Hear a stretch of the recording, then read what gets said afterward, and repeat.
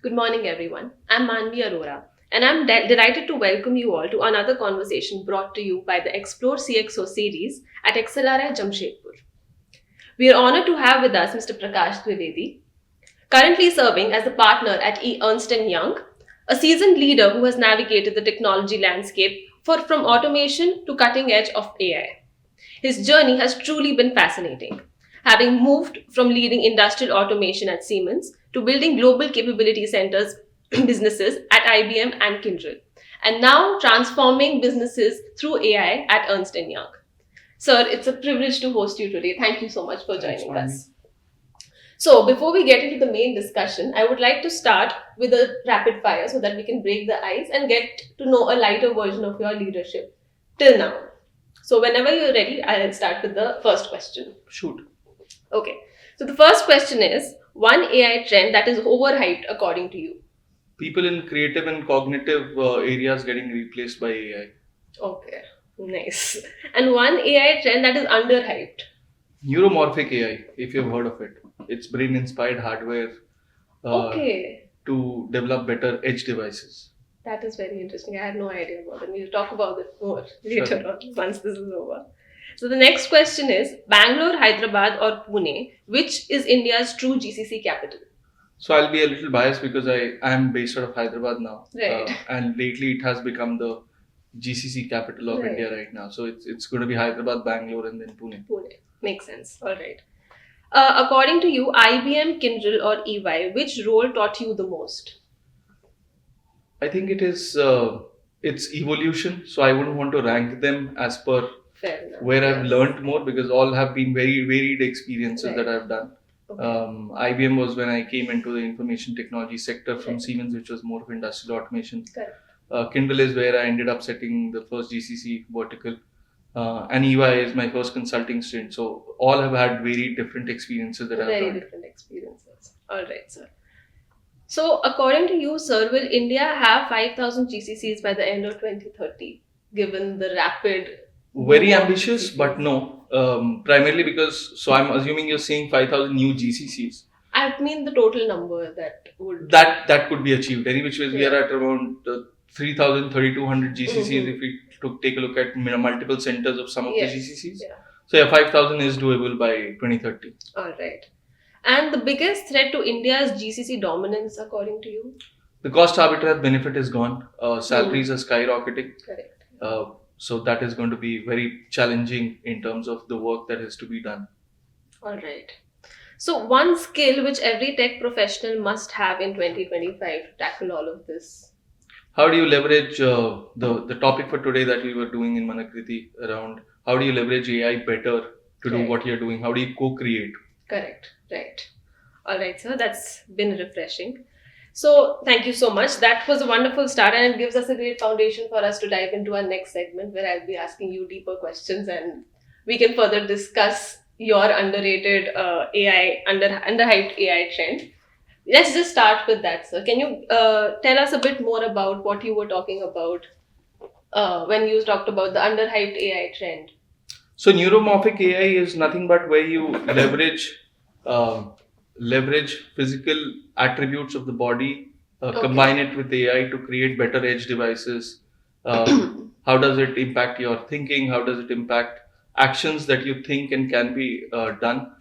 So basically, it's the skill where you develop hardware devices to map your brains better to what you think can be then converted into action, and accordingly actions can be taken. All right, sir. So one question that kind of made me curious was that you started out at Siemens where you did industrial automation and then you moved on to IBM and Kindred where you were working on GCCs largely, and now you're at Ernst & Young where you're into finance and consulting and working with AI.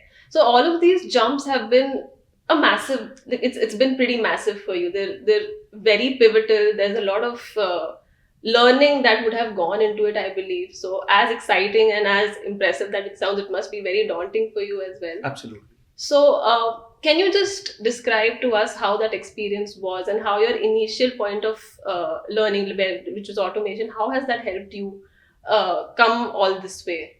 So I think what went very well for me was the stint in Siemens in the initial years of my career, which taught me to be self-sufficient. Okay. And that's where the zeal of unlearning and relearning quickly came into being for me, which has been a very handy skill for me in the pivots, like you mentioned, happened thrice in my career. So, and there's been constant learning that has to be done, right? Which effectively means once you become a little experienced and you change industries, you're still supposed to perform starting day one, right? You do get a notional 3-month period to settle in, etc. But considering the role which I have been in primarily all my life, which is typically dealing with clients, it is always you're in front of clients, right? So effectively for the longest of time at the initial beginning of each of these stints, Google used to be my best friend. Now it's ChatGPT or Perplexity, whatever you use.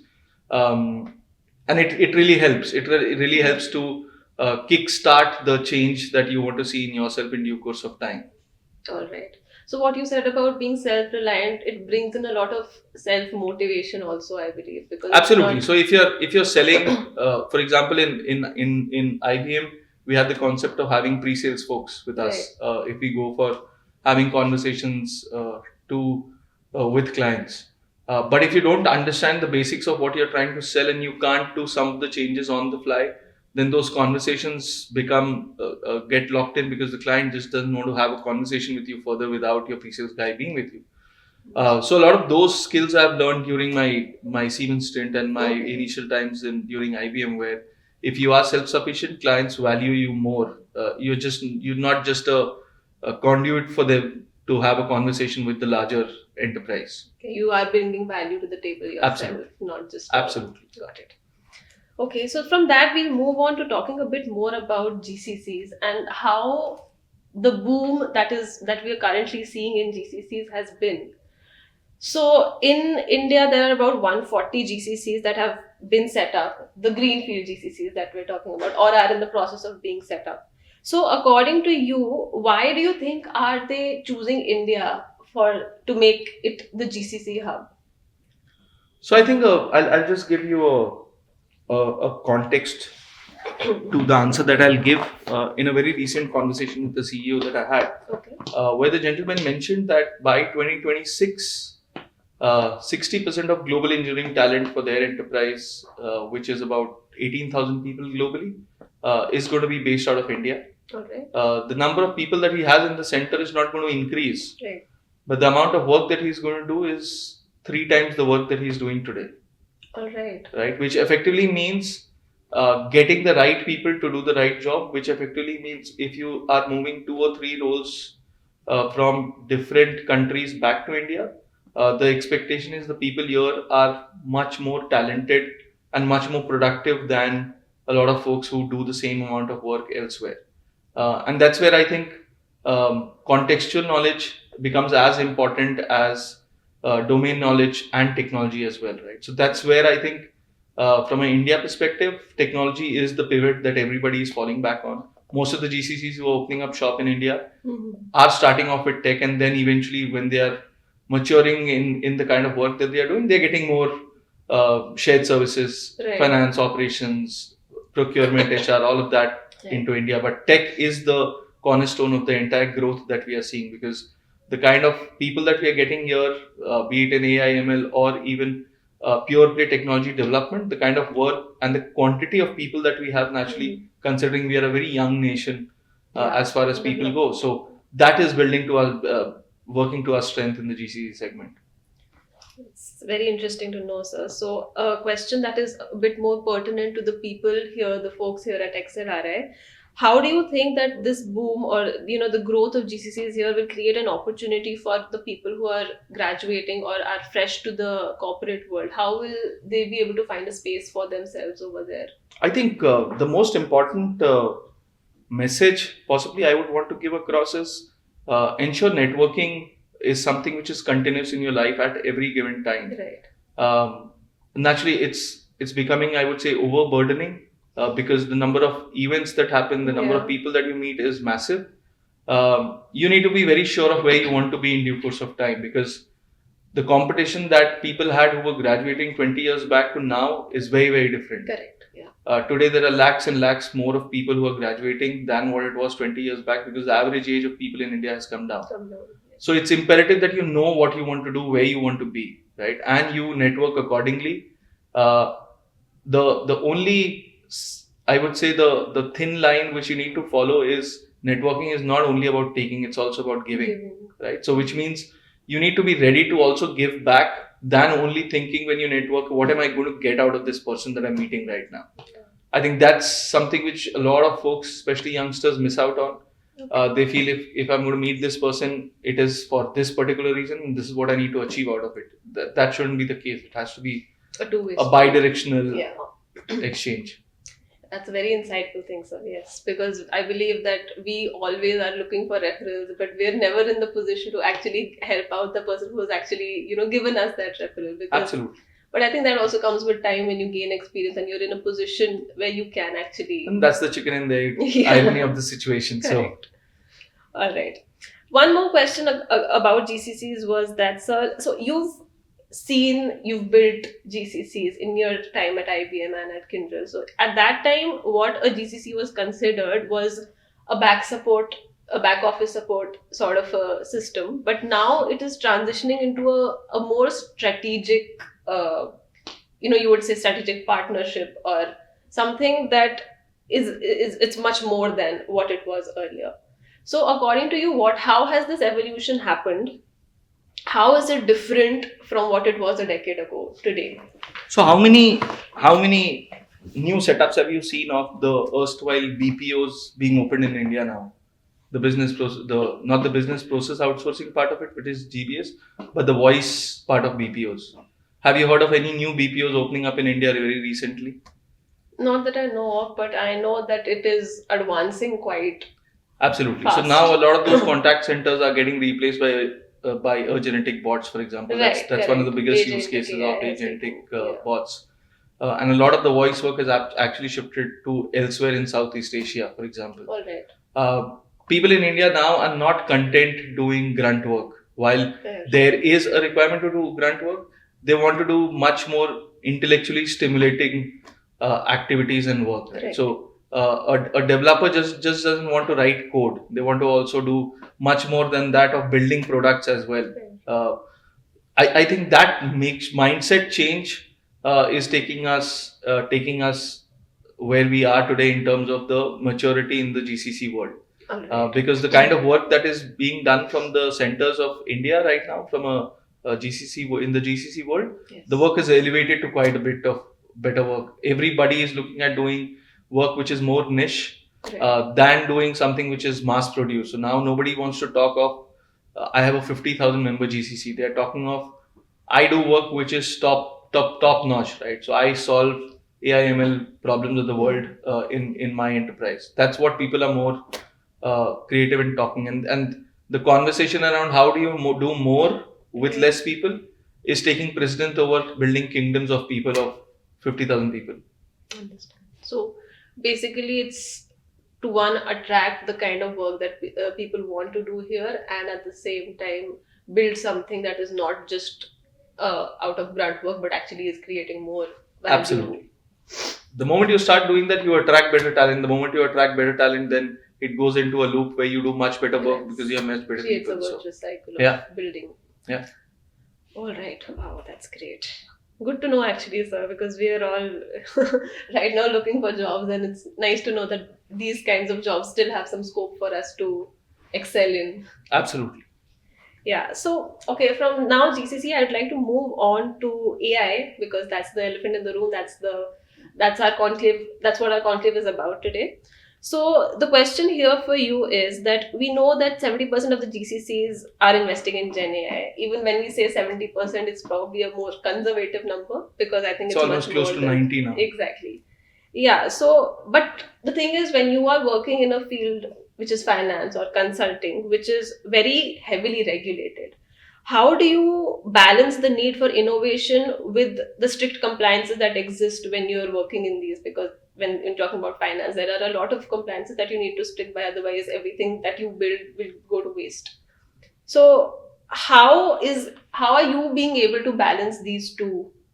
So I And think what is working for you? I'll give you two personas to this answer, right? One persona is on the sell side of things, and one persona is on the use side of things, right? Okay. From a use perspective, what a lot of GCCs are now doing is they are being very careful on what they are investing in. Okay.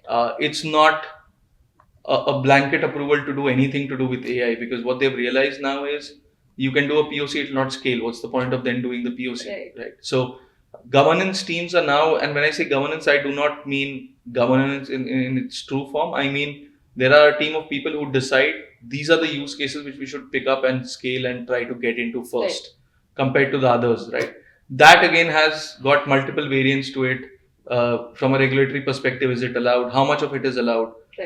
Can be how much of human in the loop is required from a regulatory function, right? So those are a lot of those guardrails are already available in terms of regulations. You just need to have knowledge on where to invest, what to invest, and how to invest. So finding out the right use cases become very, very important. That is what is important. And I think that's going to define how successful an enterprise is going to be on the AI side of things. Right.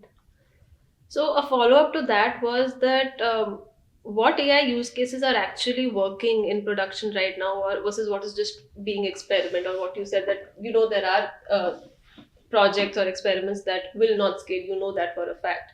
But there are some that lie in that gray area where you want to experiment with it to see if it's going to scale or not. And there are some at a more mature state where you see that, okay, yeah, we've tested it out and it's working well.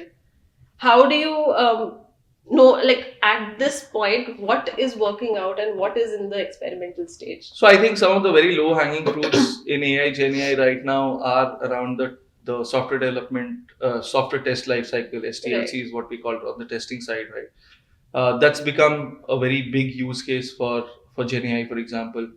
HR, learning and development. These are classic use cases which almost a lot of people who want to start off their journey with that. A lot of bots that people are using now. Things like we used to sell a lot of end user services earlier, which used to be taking care of IT internally, etc. All of those are now typically getting into a zone where your bots are doing everything for you. You don't need to do everything on your it's a self help. Even if you need to reach out for help, you reach out to a bot. You don't do it on your own. Voice services, customer services. These are typically classic use cases for AI, Gen AI again. On top of that, what is happening is a lot of work that was being done typically by people in terms of data entry or reconciliation, for example, things which do not require too much of, or which can just follow an SOP. Those are things which you can replace by a bot. You don't need people to do that, right? So a lot of work from a operational perspective that was automated earlier, but couldn't be automated to the entire level. Those are classic use cases again for genetic bots, for example, because you can then teach it using LLMs to also take decisions basis historical data that you have in the system. So there's minimal intervention. Exactly. So a lot of those kind of changes are working. So those are kind of use cases that are working out today. All right, sir. Thank you so much. This question that I have next for you is something that we have actually faced or like talked about from various perspectives in our strategy class, in our finance class, which is around whether to buy it, outsource it, or build it in-house. So the question is, when these centers want AI capabilities, should they build them in-house from buying from tech giants or partners, or build it in-house like a firm in yours? How would you advise people to go about it, and what are the factors that need to be considered when you're taking such decisions? Okay, so it's not a one size fits all approach, frankly. Right. So it entirely depends on the direction in which the enterprise is moving at that time. There is finite amount of people that are only believing in sourcing today. They want to do everything in-house. The challenges that they face is the kind of manpower that's available outside to do all that you want is entirely not available with them. Right. Can they attract all of that manpower? The answer is again no, because till the time I mentioned in the last couple of minutes that we discussed that it's a chicken and the egg story. Till the time you start doing niche work, you don't attract niche talent, and once that happens is when the entire circle moves, right? So to kickstart that, what do? You hire people from the tech giants. Yes. You tell them to set up teams for them either in a build, operate, transfer mode, or you tell them, okay, why don't you come and kickstart the entire operation for me? If there's a Gen AI platform that you've already built and I need to build something of my own, I can either spend 1 year in trying to do it on my own, or I can tell you, you please get your team inside. Help me build my tool. I'm not in a position, if it's a regulated environment, I will not be in a position to take your tool. But I can certainly tell you, get your developers, get your architects, get your BAs to come to my setup. Help me set up that platform much quicker than I would have organically, right? So which means I save a lot of time. So then it's purely a TCO conversation that you do a cost benefit analysis and figure out what works better for that kind of problem statement that you're trying to solve. All right, sir. So the next question that I have is not really related to AI or GCCs, but with the wealth of knowledge and experience that you have, without asking this question, this podcast will be incomplete. So what should the students focus on today to thrive in the GCC and the AI world? And what are the misconceptions that you see that they have today about the current scenario? So one misconception that I see people having right now is you graduate from a good college and a job is assured for you. It's not the case. Not the case anymore. The other misconception, again, on the other end of the spectrum, people feel that if I'm not studied from a great college, I cannot do great work. Even that is a misconception. Yeah. We have enough and more examples of people not coming from such great colleges but being very great technologists, for example. It is imperative that you know what you want to do and you get into the conversation with yourself on where you want to be when you graduate.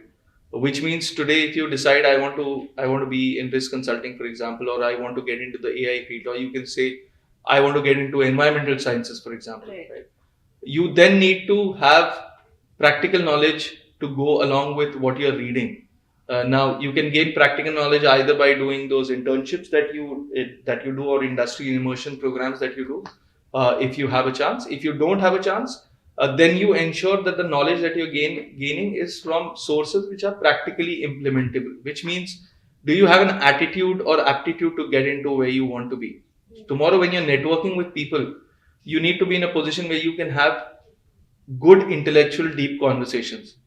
If you're just going to talk about what ChatGPT has taught you, that's not going to help, right? It's about knowing much more. I was talking to one of your colleagues in the morning. She's done risk consulting earlier, and we were talking about the area that she worked on credit risk, and she asked a very similar question, and the answer that I gave her was very similar. It's about you showing the attitude and ability to say, okay, if AI comes in tomorrow, how is it going to make me more relevant? Yeah. If you're scared deep inside saying AI has come, so I'll not be able to do a lot of work that I was doing 5 years back. Yeah. It is the natural progression of the technology. Correct. Yeah. Right. That is how the world is progressing to, because development is not stopping for anybody. It is going to get developed and become better and better and better, right? There'll be multiple hallucinations, multiple issues that you'll see happening. Yeah. But what it is doing is, at somebody's expense, somebody else is learning, right? So somebody who's going to develop further on it is already going to take care of the failures that have happened with others. So it's only going to get better from here. It's important to have the ability to comprehend and to understand how to leverage it better for your well-being. All right, sir. That's a very, very apt and beautiful answer. Thank you so much for that. So with this, we come to the end of this wonderful podcast, sir. Thank you so much for coming here and enriching this meeting with me. This has personally been a very enriching experience. Thank you so much for this. Thank you so much. And thank you so much for having us. We'll be signing off now.